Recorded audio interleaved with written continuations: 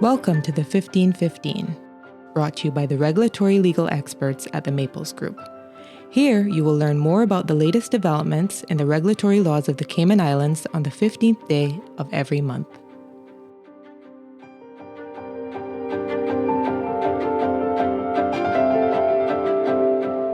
Hello everybody and welcome to this special edition podcast. My name is Chris Capewell and I'm a partner and head of the regulatory and financial services team here at Maples in the Cayman Islands office. Joining me today is fellow regulatory partner Patrick Head and associates Joe Ottaway and Ellen O'Brien. Today's podcast, we're going to take a detailed look at CIMA's new rule and statement of guidance on internal controls that comes into effect on 14th of October. We're also going to look at CIMA's rule on corporate governance and then also CIMA's statement of guidance on corporate governance for both mutual funds and private funds. All of these come in on 14th of October. This episode is probably going to extend beyond the 15 minutes. Please note that the contents of this podcast in the normal way do not constitute legal advice and do need to be taken as a general update only. Before we get cracking on the podcast, just a couple of light housekeeping items to cover. If you are listening from your usual podcast app, you'll find any resource documents, including a high-level copy of some slides that we've put together, and also the speaker information will be in the description. And if you've clicked on the media player sent to you via email, you can find all of this information in the notes section. Last, but of course not least, please don't forget to subscribe to us on Apple Podcasts, Spotify, and also Google Podcasts. Let's get started. And Ellen, I guess if you can initially track us through the internal controls, again, they're coming in on 14th October, that'd be great. Yes, Chris, thanks. I think it would be helpful to begin with reminding listeners of the status of CIMA's rules and statement of guidance. A rule is a CIMA directive creating a regulatory obligation, breach of which may lead to a fine or a regulatory action, whereas a statement of guidance is a recommendation to assist compliance with law or regulation and a measure for CIMA to assess compliance. With that said, what does the new rule seek to achieve? The aim of the rule and statement of guidance on internal controls is to ensure that regulated entities have an internal control system in place to ensure that their business is carried on in an orderly and efficient manner, to safeguard clients' assets, to ensure maintenance of proper records and the reliability of financial, operational and regulatory reports, and to ensure compliance with law. Who does this new rule apply to? The rule and statement of guidance applies to all regulated entities, which includes both licensees and registered entities. So therefore, the rule and statement of guidance applies to banks, trust companies, insurance licensees, mutual funds, private funds, and CIBA licensees. This includes CIBA registered persons. As a result, many aspects of this rule are necessarily high-level, generic, and non-exhaustive. What's interesting is that CIMA recognises the application of the rule is flexible and it may vary depending on the structure, size, nature of business, complexity, and risk profile of the entity's operation. So this is helpful as a regulated entity may adjust their policies to fit their business. So it's not a one-size-fits-all approach, and the regulated entity will have that flexibility there. CIMA has acknowledged that it is possible to delegate or to rely on the internal control systems of a third-party service provider, provided that the governing body is satisfied and can demonstrate to CIMA that the service provider's internal controls meets Cayman standards. Ellen, just one thing on here, I think that we do need to emphasize, this does apply to every regulated entity with CIMA. For all of our mutual funds, private fund clients, this is definitely something that you need to have a look at. And I guess the other really good point that you just made is its proportionate applications. This is something that you do need to read if you are registered and regulated by CIMA. Thanks, Chris. That was very helpful. So what is contained in the rule and statement of guidance? The rule and statement of guidance is separated into two parts. Part 1 sets out the 5 key components of internal control, and Part 2 sets out sector-specific rules and guidance, which currently only applies to fiduciary services. This will include trust companies, company managers, and corporate service providers, and securities investment business. So if Part 2 is applicable to your entity, do be sure to read that. The 5 key components of an internal control framework should address your control environment, risk identification and assessment, control activities and segregation of duties, information and communication, and monitoring activities and correcting deficiencies. So I'm just going to briefly touch upon each one in turn. So the first being control environment. What is this? The control environment refers to the set of standards, processes, and structures that provide a basis for carrying out effective internal controls across the organisation. The governing body and senior management establish the tone at the top regarding the importance of internal controls and expected standards of control.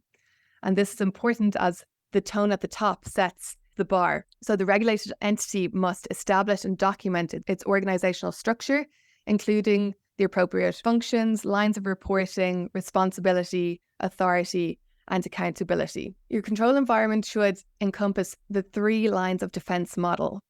What does this include? So your first line of defence is your management on the front line. They provide the first line of defence in the day-to-day activities. Secondly, you should have your business enabling functions such as legal and compliance, and they will provide the second line of defence as they clarify internal control requirements and evaluate adherence to defined standards.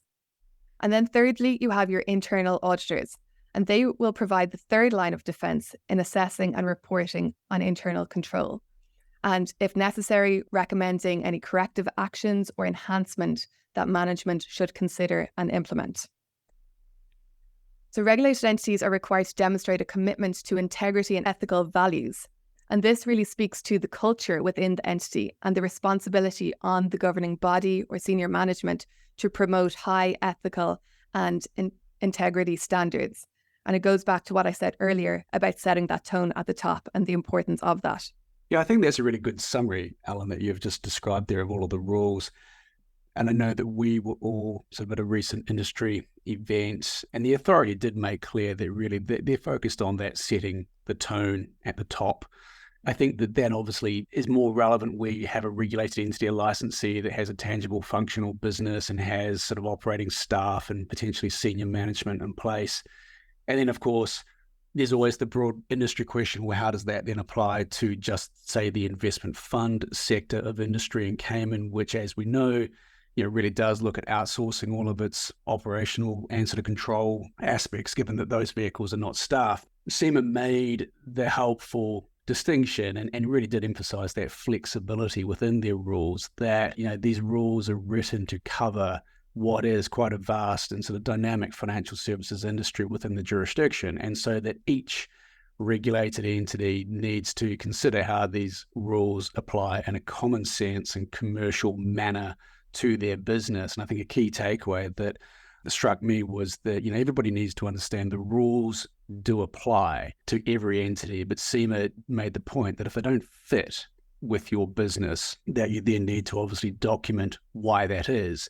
So they're not asking every entity to strictly comply with every rule, but you must obviously document and record why a particular rule doesn't fit the scope of your business. And I think that outsourcing and relying on either third-party service providers, it does include an affiliate entity and kind of looking at their internal control measures and just ensuring that those are obviously, appropriate for a business, but recording and documenting that is what you're doing so that everybody has clarity on how the business is functioning and operating, and that you can demonstrate that to the authority.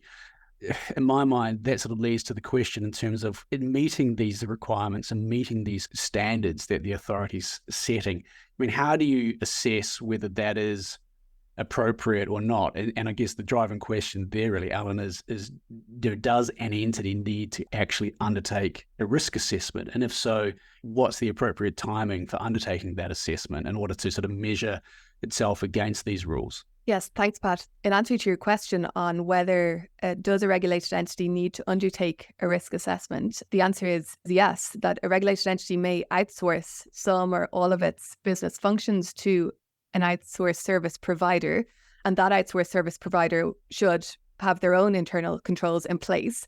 But the regulated entity itself ought to undertake its own risk assessment at the outset. What does a risk assessment involve? Well, it involves the process of identifying, measuring, and analysing the risks to achieving an organisation's objectives. And it also forms the basis for determining how those risks will be managed and putting those proper policies and procedures in place to manage any of those identifiable risks. So the next point that I'll touch on is control activities and segregation of duties. An entity must select and develop control activities, and this will include control activities over technology that contribute to the mitigation of risk to the achievement of objectives to acceptable levels. So the control activities are deployed through policies that establish what is expected and the procedures that put those policies into action. Some examples of effective control systems should include top-level reviews, should include physical controls for restricting access to tangible assets, so for example, cash and securities, checking for compliance with established exposure limits, and addressing non-compliance. A regulated entity must ensure adequate segregation of duties commensurate with the size, complexity, structure, nature of business, and risk profile of its operations. And helpfully here again, that we see this flexibility part coming into play. So if this is impractical, the entity should establish and implement appropriate alternative control activities. So again, there's that scope there for flexibility and adjusting the policies to fit your business needs. So next we'll look at information and communication. And a regulated entity must obtain, generate, use relevant and quality information from appropriate sources to support effective functioning of internal controls. So an entity must have an effective internal communication channels for communicating information on objectives and responsibilities necessary to support the proper functioning of internal controls. And lastly, we'll look at monitoring activities and correcting deficiencies. So an entity must establish and implement appropriate processes for monitoring effectiveness of internal controls.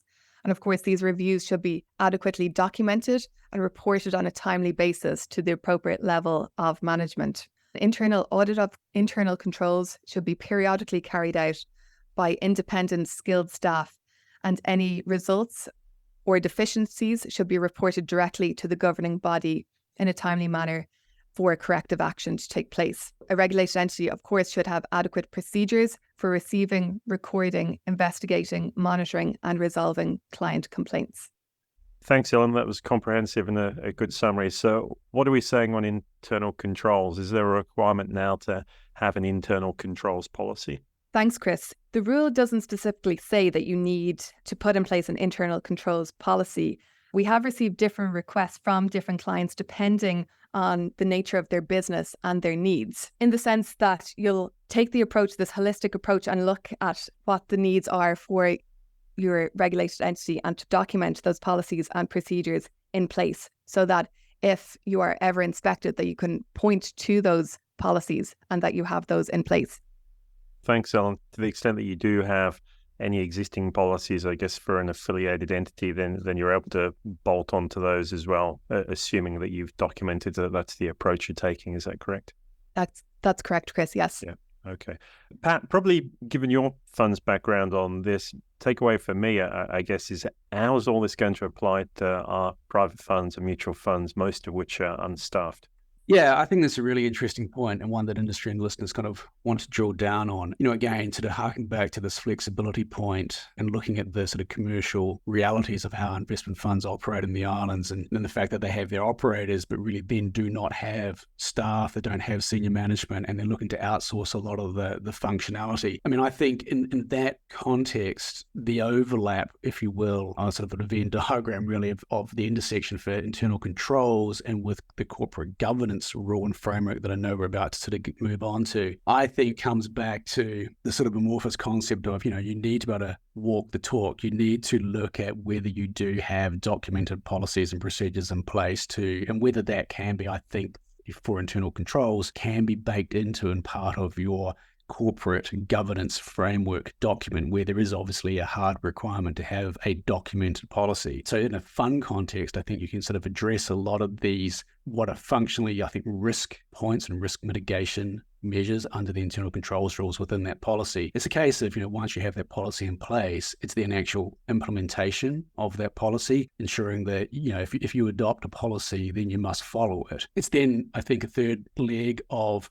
monitoring that policy, monitoring outsourced service providers, which, as we said, sort of includes both affiliates and third parties, to ensure that they are undertaking the outsourced service lines that you've given to them, that they're operating in compliance with the agreed terms, that it's meeting the requirements for the fund. It's then, I think, coming back to your original risk assessment that we discussed. And I think a fund at sort of launch, would look at this framework, would look at the risks that it faces, which predominantly are going to be from its outsourced service providers, understanding what that risk is, and then circling back to that at the end of the year and having a very well, I think, and documented, minuted meeting that kind of reassesses everything we've just talked about. It's looking at the risk assessment for the fund again. It's looking at the policies and procedures that you've put in place. It's ensuring that you've monitored those throughout the course of the year. It's addressing any potential deficiencies or other issues that may have arisen. And then really, back to your point, Ellen, about how do you demonstrate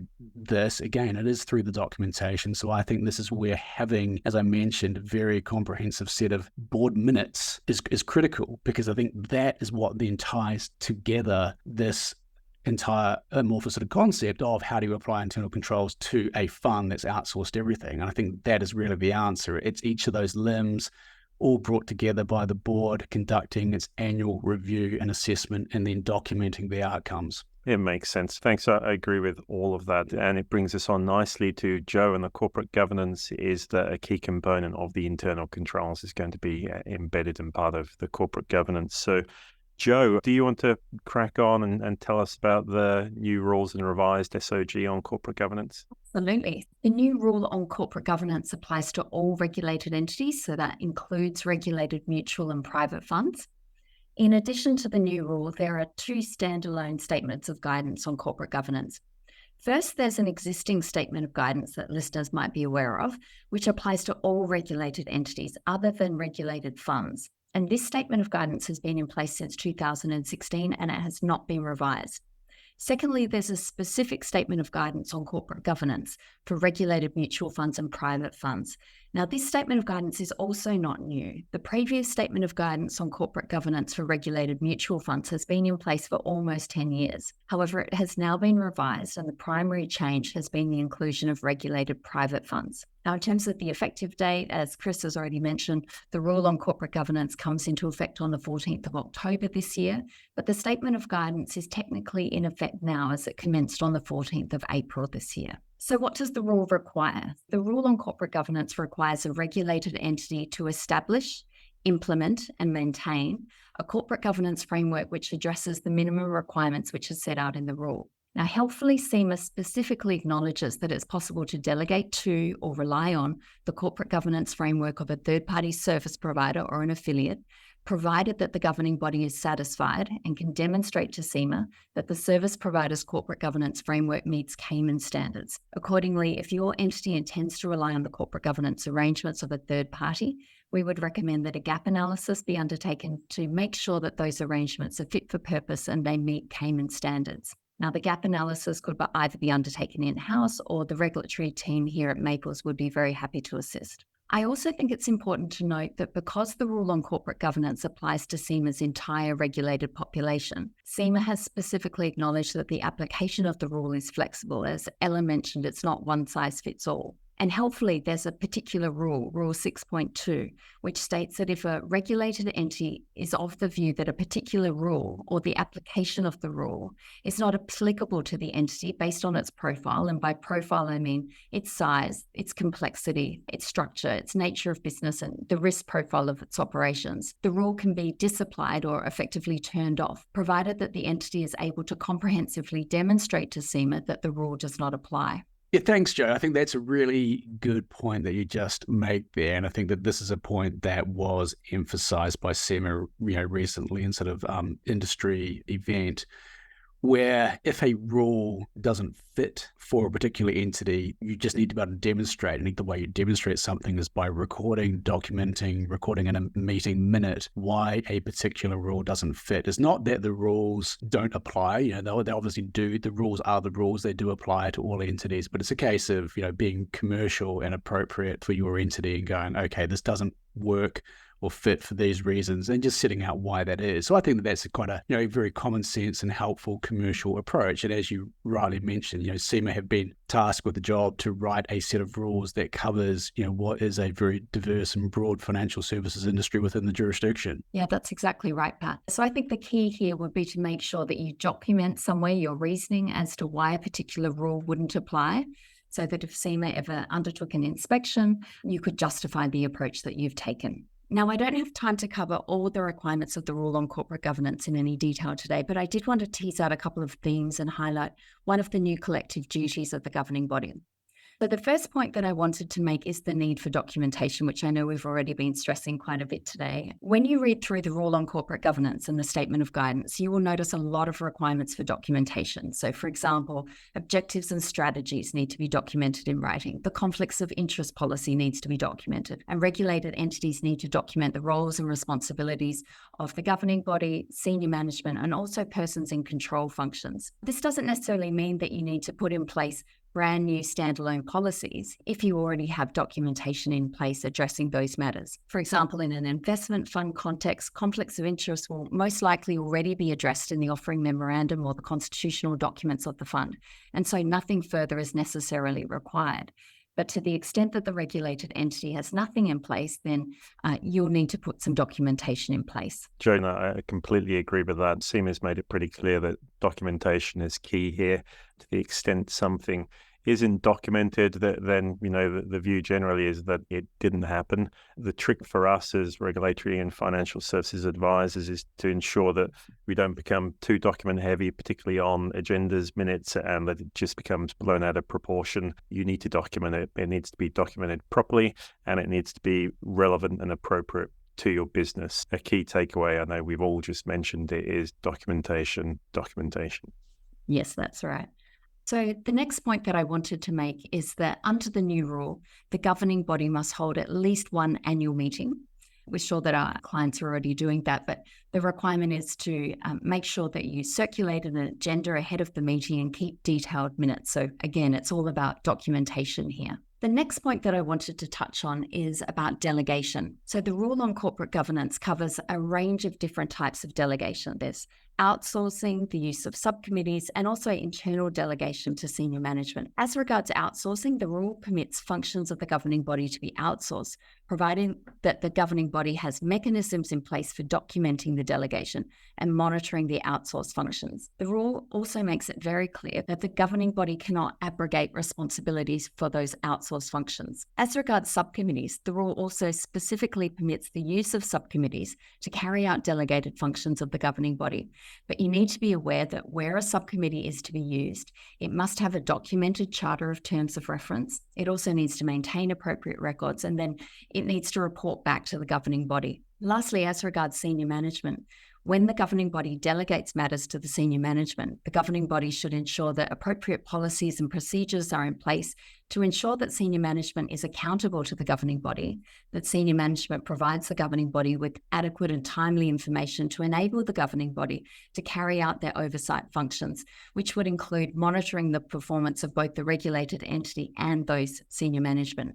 The last point that I wanted to mention is that the rule on corporate governance imposes a new duty on the governing body to notify CIMA by email within 10 days of any substantive material issues. So a key question here will, of course, be how CIMA will interpret a substantive material issue.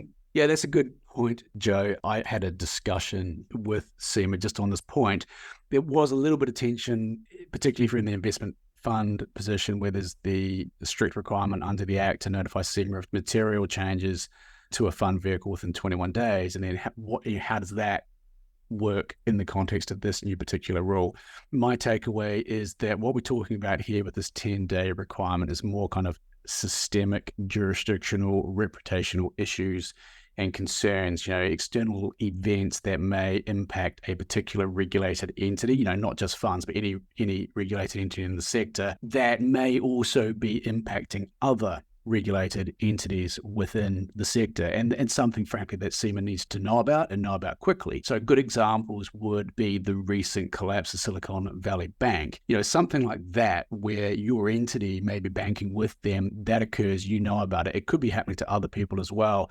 those are the types of events that CIMA would like to be told about within this 10-day period, because those are points that as a jurisdiction and as a regulator, CIMA needs to get ahead of so that we can react quickly and appropriately to safeguard the jurisdiction. I think that is the key distinction between the 21-day rule, where if you're updated offering documentation or something else has changed in a more mechanical procedural sense, that is what you notify within the 21 days. So it hopefully helps clarify that point for a lot of the listeners.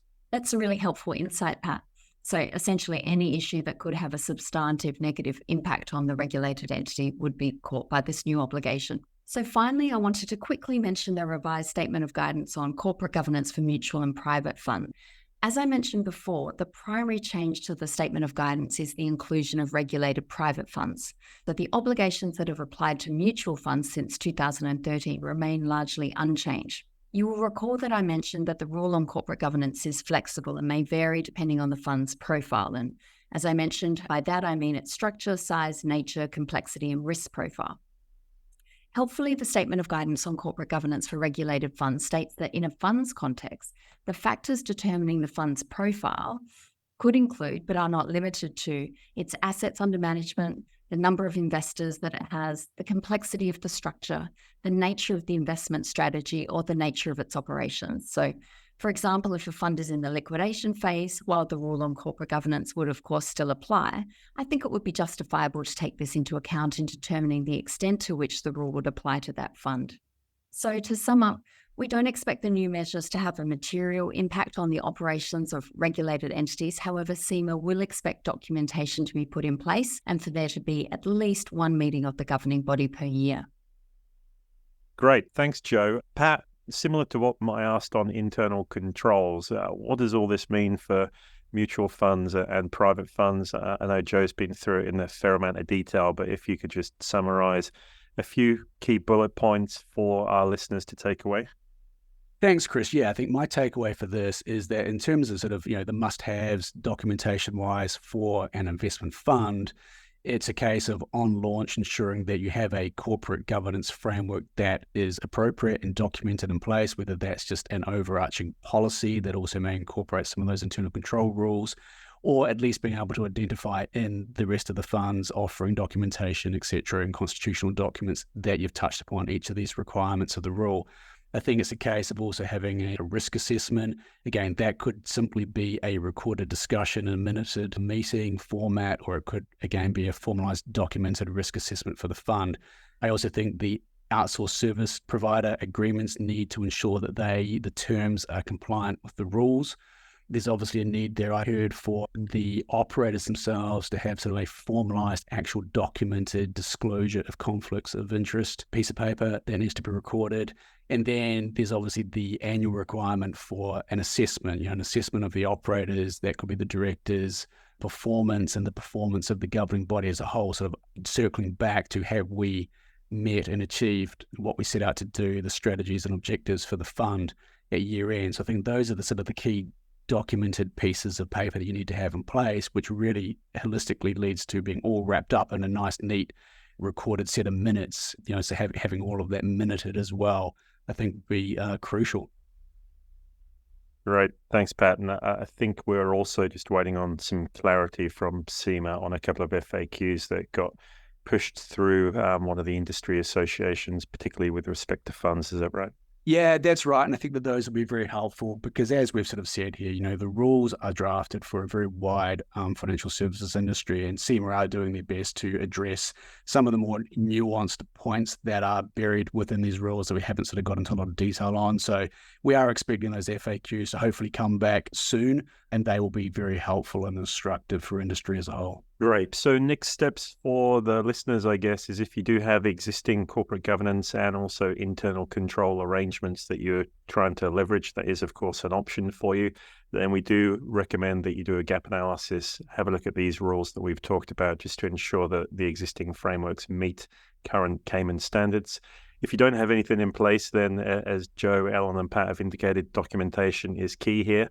You need to get the documents in place and you need to follow those documents.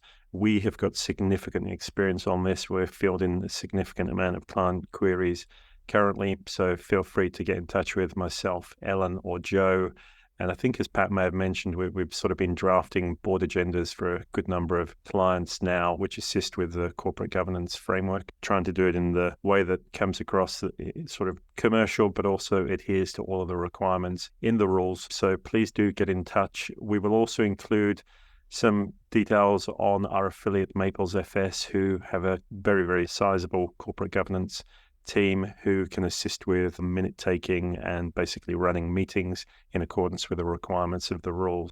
I did want to thank Ellen, thanks Pat, and thanks Joe. I know this has been a fairly detailed podcast. I think it's a necessary one, and you guys have done a tremendous amount of work on this. So thank you all for taking the time to record the podcast. Did you have any further questions that you wanted to ask or points that you wanted to raise before we close?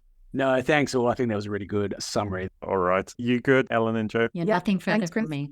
Awesome. Thanks again, everyone. And thank you to our listeners, and take care.